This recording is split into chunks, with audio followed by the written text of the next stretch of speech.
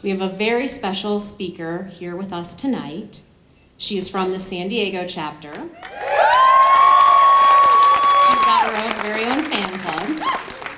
She's 21 years old, and she is here to share her story with you. Please give a very warm welcome to Brittany Ross.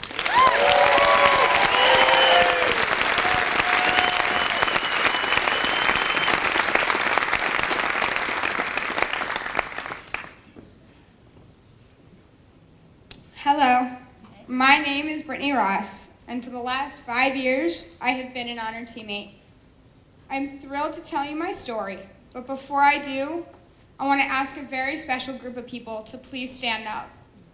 They are all of the other honored teammates and all of the cancer survivors in the room.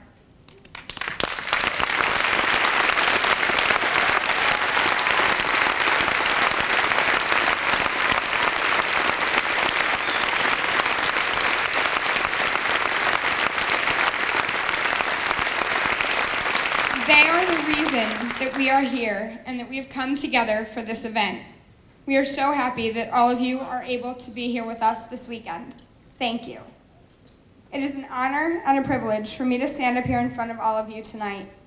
I'm 21 years old and a survivor of acute myelogenous leukemia, also known as AML. This deadly form of cancer is only found in about 500 kids all over the world per year. Look around the room.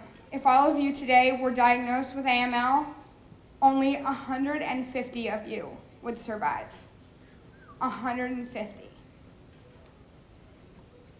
I was diagnosed just 4 months into my sophomore year of high school and was just 1 month away from celebrating my sweet 16.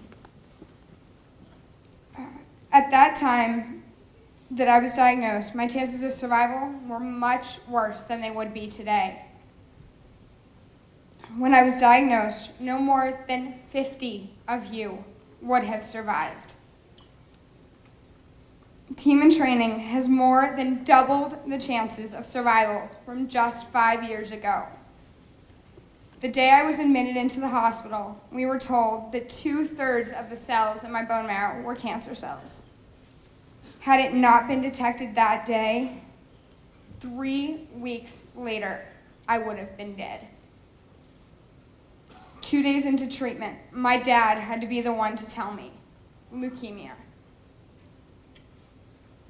I cried for days and yelled, "I don't want to die." I was too young and still had my whole life in front of me.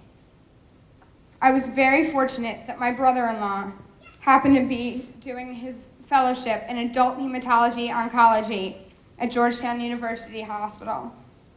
I'm so grateful that he married my sister just 7 months before I received my diagnosis. He made sure that I got the very best treatment possible. I spent 3 months as an inpatient, undergoing 2 very intense and aggressive rounds of IV chemotherapy. After the second round of chemo, I spent 275 days without a single cell in my bone marrow. I had no immune system at all. I was being transfused with blood 3 to 4 days a week. Not the best thing for someone with an extreme needle phobia. For all 3 months that I was in the hospital, my parents slept on a single air mattress bed. They became my safety net, my source of motivation, and my inspiration to survive and beat the odds. I can't even begin to describe to you what I went through, but I can tell you that I was honestly petrified that I would not live long enough to see my 16th birthday. I thought that I would never make it to my prom, graduate from high school, or even get to go to college. At that point, I realized how incredibly precious life is and became determined to win my battle. I have since become just as determined to help others win theirs. By now, you can see for yourself that I made it to my 16th birthday. I went to both my junior and my senior proms, and not only did I graduate high school, I graduated on time with the rest of the class of 2003. A little over 3 years ago, I moved to San Diego, California with my family. Currently, I am attending Miramar Community College, where I am a speech communication major.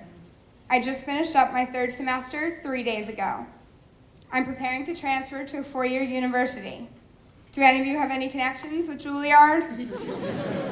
Singing is also one of my biggest passions, and I've just found out that the auditions for the upcoming season of American Idol will be taking place in San Diego. I will be auditioning.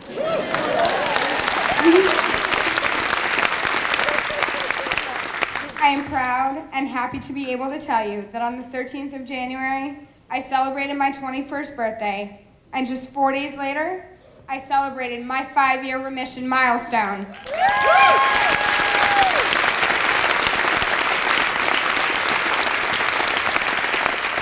I have been declared officially cured. Today I have some more great news. Just a few weeks ago, I spoke with my doctor, and she said that when I come in for my annual checkup in July, that this will be the very last time I will ever have to get a bone marrow aspiration and biopsy done. From now on, my checkups will only consist of routine blood work and a routine physical, and that's it. No more excruciatingly painful procedures.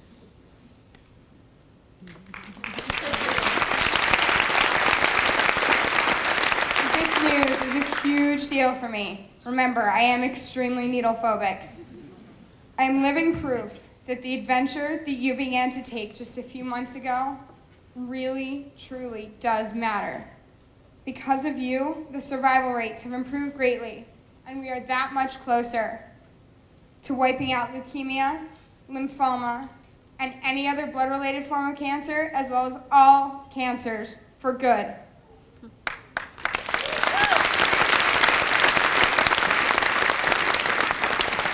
You are helping to prevent any other children, teens, adults, relatives, and friends from ever having to go through what me and my fellow honored teammates did. I want each of you to know what an extraordinary difference your participation in team and training makes not only in my life, but in the lives of so many all around the world. I want to acknowledge each one of you for being willing to deal with everything that it has taken for you to train for this very challenging event. Getting up at the crack of dawn every Saturday morning to train with your team, asking for donations, even when it may be really uncomfortable, creatively putting together fundraisers, or whatever else you do to raise money. Your time, effort, dedication, and heart helps to make dreams come true. The fact that all of you chose to take on this incredible endeavor inspires me to take on things much bigger than I ever thought I could, including speaking to all of you tonight. You all are a reminder each and every day that nothing is impossible. I am proud of you, and I hope that you are also very proud of yourselves. Together, we are finding a cure. There are several people here who are here with me tonight that I want to thank. First, I want you to give yourselves a huge round of applause. You all are extraordinary.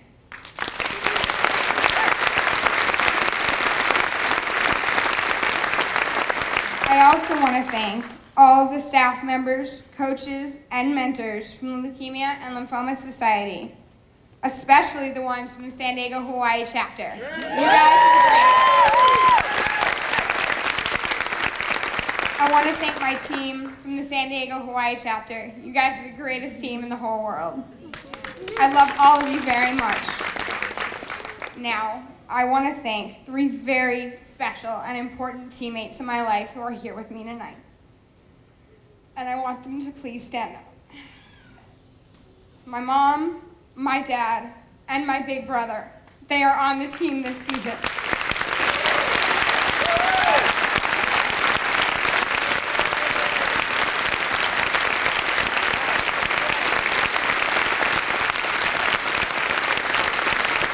Mom, Dad, you are my 2 best friends in the entire world. I would not have made it this far without you. So thank you for being the very best parents that a girl could ever possibly ask for. I love you more than life itself. I also want to thank my big brother. Thank you for everything that you do. A kid sister could not have possibly asked for a better big brother. All 3 of you are my heroes, angels, role models, teachers, coaches, friends, and my motivation and inspiration each and every day. I love all three of you so much.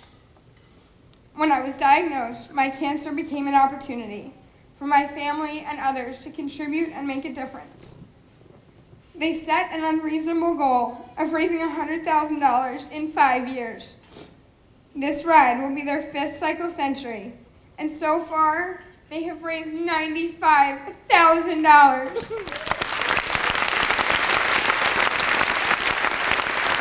With donations still pouring in. They are just an example of the many of you who've worked so hard. Team in training saves lives. Thank you for joining me in the fight against cancer. Together, we will find a cure. I look forward to being your personal cheerleader as you cross the finish line. It would mean so much to me to get to know each and every one of you, so please do not hesitate to come and visit with me this weekend. I love every one of you with all of my heart. I know that all of you will be giving it your best tomorrow to save lives 1 mile at a time. Go team!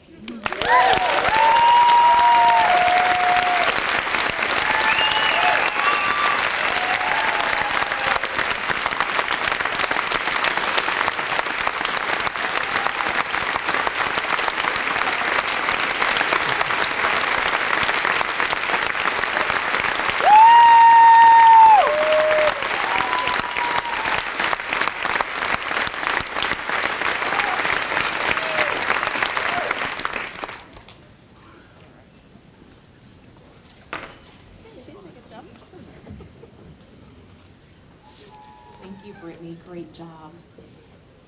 Just a few reminders before we finish up that we want to make sure